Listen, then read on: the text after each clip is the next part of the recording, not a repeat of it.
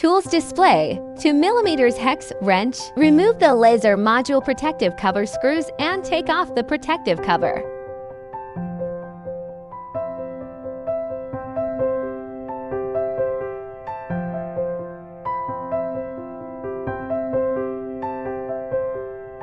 Remove the screws securing the flame detection board and the cross-light board.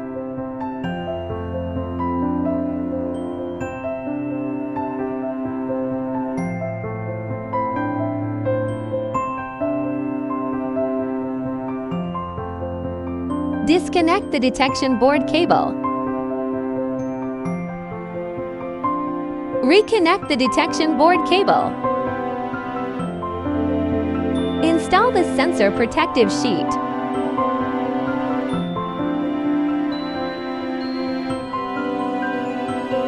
Install and secure the flame detection board and the cross-light board.